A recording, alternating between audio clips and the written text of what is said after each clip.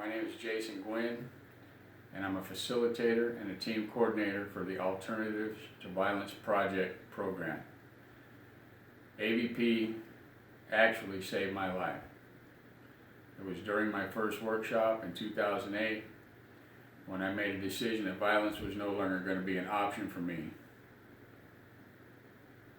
I had become a violent, callous, uncaring individual. It was through AVP that I remembered that I had value as a human being, and that allowed me to see the value in others again. To begin with, I didn't come from a broken home. I was raised in a two-parent home, a good Christian home. I went to good schools. I had every advantage. It wasn't until I became an adult. I worked in the oil fields. When the oil fields died down, I went to work in the prison in the state of Louisiana as a correctional officer. I shot one of 5 inmates trying to escape over a fence, and the resulting stress caused me to leave that position.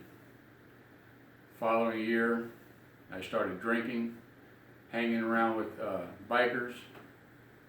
I started doing methamphetamine. Methamphetamine and the crowd I was running with turned me into a selfish menace to society who did whatever I wanted. The end result of that, I went to prison for first-degree murder, 30 years to life.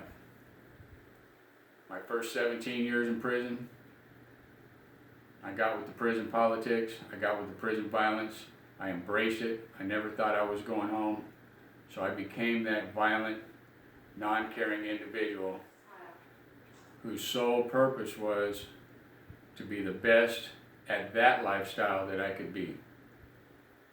I never wanted to become a victim, so I chose to always act first and lash out in violence. What I didn't understand was that violence and those lashing outs were to cover up the fear I had, the fear of becoming a victim, the fear of not being accepted by my white peers in prison, the fear of being lonely, the fear of not ever getting out made me angry. When I went to that first workshop, 2 old white Quaker ladies came in, sat down with me in a circle, did a series of exercises, broke the tension, made us laugh, sat and ate dinner with us, and through a series of exercises in that experiential workshop, my barriers broke down and I realized that I am a human being.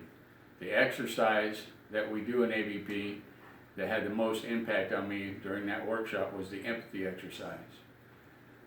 In the empathy exercise, we write down a problem we were working on, you fold it up, put it in a bag, you shake it up, and everybody pulls out a piece of paper, and you open it up and answer that question as if it's your own. This is a problem you're working on. Mine was picked out by an older Native American man named Robert Bonilla. Rob pulled mine out, he opened it up, paused for a minute, and said, "This problem I'm having is that I feel I'm worthless, I feel that I'm no good, I feel that I'm not useful." And he goes, "This being my problem, I want to say that when I strip away all my tattoos, when I strip away my life sentence for murder, when I strip away all my gang violence, when I strip away all my negative attributes, who am I? I'm a child of the Creator, I'm a son, I'm a brother, I'm a valuable human being." It was in that moment that my life changed. It was in that moment that I made a decision that violence was no longer an option for me in my life. After the end of that workshop, the 2 ladies, Ann Boone and Alice Waco, saw something in me and encouraged me to take over the position of signing people up on the yard. I went on to do an advanced workshop. I helped out at a couple other workshops. Then I took my training for facilitators workshop and became a full-fledged facilitator after apprentice facilitating. I continued to facilitate workshops at High Desert State Prison When they transferred me to Ironwood, I helped initiate the AVP program on a facility at Ironwood, and I saw a cultural, tonal, behavioral change on that facility in the 2 years that we had AVP there. I was then transferred to Calipatria State Prison D facility, and once I got there, it took us a while to talk the administration into accepting and asking for AVP. Once we got AVP started, I saw the whole tone and the culture of that yard change. When I was granted parole, found suitable for parole as a lifer, I immediately went to my next AVP meeting, thanked my community, and told them that AVP is the reason that I got a parole date.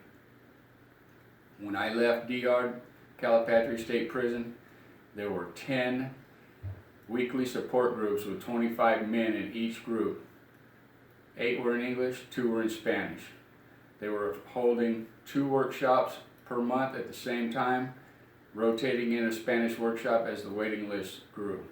I can honestly say that we are now calling Calipatria D facility the Peace Academy. And I say that because that pebble in the pond ripple effect that I've seen on that facility and others has shown me that AVP and its foundation and cornerstone, its mission of nonviolent conflict resolution, compassionate communication, empathy, caring, is what we all want in our hearts. It's what we all were born with. We weren't born criminals. We weren't born violent. We weren't born drug addicts.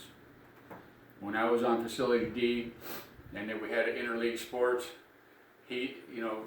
tempers would flare. People would start getting agitated because the ball was out.